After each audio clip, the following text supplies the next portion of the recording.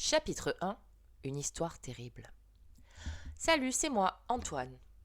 On m'a demandé de me présenter avant de vous raconter mon histoire. J'ai dit, mais pourquoi faire?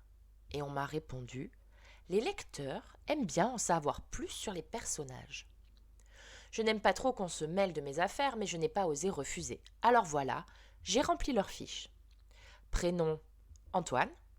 Nom, Le Bic. Adresse, 44 rue Voisin, bâtiment A. Je note le code, ça peut servir. 143BA.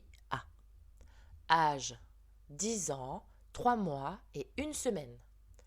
Classe CM1. J'ai redoublé mon CE2 mais seulement parce que j'ai été malade. Établissement fréquenté. École primaire de la rue Ribot depuis la maternelle. C'est long. Famille.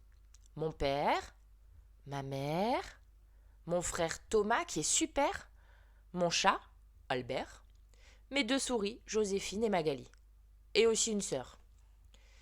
Ils ont oublié de me demander presque tous les trucs importants. Je vous les écris quand même. Mon meilleur copain, c'est Benjamin. Ma meilleure copine, Leïla. On adore faire des trucs super ensemble. Des trucs cool quoi. Par exemple, nous balader, jouer à des jeux avec nos règles à nous, dormir quand il n'y a pas d'école le lendemain chez Leïla, car ses parents rentrent tard. On dormirait bien là-bas aussi quand il y a de l'école, mais nos parents ne veulent pas. On aime bien aller au cinéma et aussi à la ludothèque de la place Jules Ferry. Mais ce qu'on aime le plus du plus, c'est quand on ne s'y attend pas et que, paf, comme ça, il se passe quelque chose de vraiment chouette. Un peu comme ce que je veux vous raconter aujourd'hui. Ce que j'aurais déjà commencé à faire d'ailleurs si certains n'avaient pas réclamé que je me présente. Oui, ce qui s'est passé ce jour-là, je ne m'attendais pas du tout à ce que cela soit drôle, mais alors pas du tout. Ça devait être un mardi. La journée n'était pas terrible. En classe, on s'ennuyait même beaucoup quand Madame Balin a sorti un grand livre de son cartable. Faudrait pas croire qu'elle nous fait la lecture tous les jours, c'est assez rare. Notre maîtresse, ce n'est pas une comique. Elle n'aime que les trucs sérieux. Et surtout les exercices. Ah ça, elle les aime les exercices. On n'a pas fini une petite leçon de rien du tout qu'elle dit en souriant de toutes ses dents. Prenez vos cahiers de brouillon. Je veux vérifier que vous avez bien compris. Et ça commence. Page 2, le numéro 4, le 5, le 6, le 7, le 12, le 328, le 2224. Pourtant, cet après-midi-là, peut-être parce qu'elle était contente de nous, vu qu'au moins 10 élèves avaient eu presque la moyenne en dictée, la maîtresse nous a lu une histoire. Et attention, une histoire formidable. Madame Balin nous a dit que pour une fois, cela devrait nous intéresser. Elle nous a dit aussi que tous les événements, les personnages étaient vrais. Je crois que c'est ça qui nous a énervés. Tout se passait en Amérique, de l'autre côté de l'océan Atlantique, au pays des Indiens. Il y a très très longtemps, dans un autre siècle, avant qu'on invente la télévision. La maîtresse nous a d'abord décrit le paysage. Ça ne ressemblait pas du tout à Paris. Il y avait de grandes plaines immenses, vraiment grandes, de gigantesques canyons, de longs fleuves, pleins de rapides, extrêmement dangereux. C'était presque désert comme pays. Sauf qu'il y avait des Indiens partout. Des tas de tribus avec des noms bizarres peuplaient la plaine. Les Sioux, les Arapaos, les Comanches, qui étaient des vrais sadiques, les Crows, les Cheyennes, les gros ventres, et même les Apaches. Dans le livre de Madame Balin, les Cheyennes et les Sioux n'étaient pas contents. Plein de familles d'hommes blancs, venus d'Europe, s'installaient chez eux. Elles arrivaient en chariot, par convois entiers. Elles construisaient des maisons de bois et faisaient pousser des légumes et du blé. Les Indiens ne devaient vraiment pas aimer les légumes, car ils étaient très en colère. À la nuit tombée, devant le tipi du chef, ils faisaient des feux et ils dansaient autour en chantant. Pas des chansons sympas comme Elle descend de la montagne à cheval, youpi youpi aïe, youpi youpi aïe. Comme cet été, pendant les veillées du camp de vacances en Ardèche. Non, les Indiens, eux, ne rigolaient pas du tout. Ils s'énervaient, ils voulaient massacrer tout le monde. En chantant et en dansant, ils demandaient à leurs dieux de les aider à battre leurs ennemis. Il y en avait un surtout qui n'arrêtait pas d'exciter les autres. Il s'appelait Bison Assis. Il avait plein de plumes et des peintures de guerre exprès pour faire peur. Il hurlait sans arrêt. Les hommes blancs ont pris nos terres, mes frères. Les hommes blancs doivent mourir. Les autres Indiens qui étaient d'accord avec lui poussaient des cris terribles. Tous ensemble, ils déterraient une vieille hache et ils partaient sur le sentier de la guerre.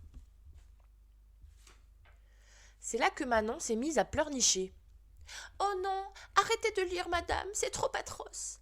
Les pauvres fermiers, ils vont les zigouiller. » Benjamin et moi, on a rigolé. « Bien fait, faut les scalper, vous avez qu'à rester chez eux. » Dans la classe, il y a eu tout de suite 2 camps. Les garçons, et Leïla, qui aime la bagarre, étaient pour les Indiens.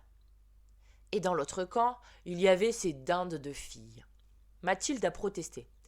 Qu'est-ce que ça peut bien leur faire aux Indiens que quelques familles s'installent? C'est vrai quoi, avec toute la place qu'il y a. Et puis, la terre est à tout le monde.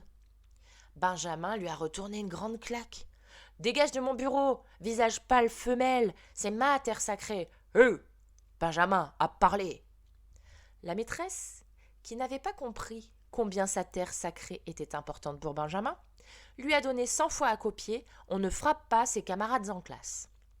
Elle nous a aussi menacé de ne pas poursuivre sa lecture.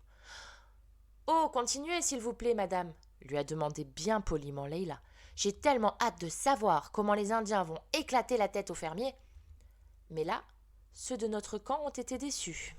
Très déçus. Les fermiers ne faisaient pas que ramasser des légumes. Ils avaient aussi des carabines. Bientôt, la plaine a été recouverte de cadavres. Ceux des nôtres.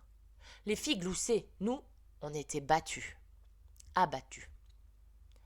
Alors, toutes les tribus se sont réunies, a continué la maîtresse. Elles se sont alliées pour combattre l'homme blanc. Ça va péter, a murmuré Benjamin. Une nuit, les Indiens ont fait un dernier pow-wow. C'est un genre de réunion où on fume le calumet, mais pas de la paix. Ils ont mis au point un plan diabolique. Benjamin lançait des clins d'œil aux filles qui faisaient moins les fiers, sauf Leïla.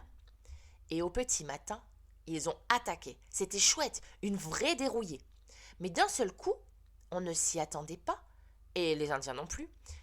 La cavalerie est arrivée. Le chef des soldats, un mauvais qui s'appelait le général Custer, a tué des milliers de guerriers. Il y a eu un grand silence dans la classe. « C'est votre faute, » a chuchoté Mathilde. « Vous avez cherché les ennuis. » Je n'ai pas bien entendu ce que lui a répondu Benjamin, mais elle a essayé de le griffer. « Calmez-vous, » a dit la maîtresse. « L'histoire devient tragique. » Madame Balin a fait une mine sinistre pour ajouter. « Mon livre ne le détaille pas. Mais le général Custer et ses soldats ne se sont pas arrêtés ainsi. Ils ont organisé des expéditions punitives dans les villages indiens, massacrant sans distinction vieillards, femmes et enfants. » C'est là que Mathilde a reçu sa trousse en pleine tête. Elle a hurlé et elle a sauté sur Benjamin. La maîtresse a vite refermé son livre et s'est précipitée pour les séparer. Ça n'a pas été possible, mais comme on s'y est tous mis, ça nous a défoulés. Il faut nous comprendre, c'est dur quand même d'apprendre comme ça le matin, en plus avant la cantine, qu'il y a eu pour de vrai, dans le temps, des tueries pareilles. Nous on vit à Paris, bien tranquille, cool et tout. On se rend plus compte comme c'était violent avant, avec les guerres et les gens qui se battaient pour un rien. « Comanche pourri, sale emplumé !» a hurlé Mathilde en secouant Benjamin. Mon copain la tenait bien serrée par les cheveux. Il ne se laissait pas faire non plus. Il a crié « Ah ouais, eh ben tu vas payer pour le sang de mes frères !» Finalement, Madame Balin les a traînés dehors comme elle a pu. On a entendu encore quelques bruits dans le couloir, des bing, des pof. Benjamin qui criait « Enfin, madame, me dites pas que vous êtes pour ces sales visages pâles !» La grosse voix du directeur, et puis plus rien. Dans la classe, le silence était lourd. Les deux camps s'observaient, l'air mauvais. Personne ne disait rien. En fait, on sentait bien que la moindre petite chose pouvait tout faire exploser. Madame Balin n'est pas revenue tout de suite, mais elle est revenue toute seule. Je pense qu'elle s'était passé de l'eau sur le visage car ses cheveux étaient un peu mouillés. Sans nous regarder, elle a rangé son livre dans son cartable. « Nous allons passer aux mathématiques, » a-t-elle bredouillé. « Quoi ?» a dit Leila. « Mais ça ne peut pas finir comme ça !»« Pour aujourd'hui, si !» a répondu sèchement Madame Balin. « Je continuerai demain si, et seulement si, vous me promettez de garder votre calme. »« Mais non !» ai-je renchéri. « Ce n'est pas possible. On ne peut pas attendre, hein ? Vous autres, qu'on veut la suite. Parce que c'est sûr qu'il y a une suite. Les Indiens morts-vivants vont se venger. Ça va saigner. Il ne va pas rigoler, le général. » Madame Balin s'est fâchée. « Tu me fatigues, Antoine. Vous me fatiguez tous. J'ai dit mathématiques. » J'ai vraiment insisté.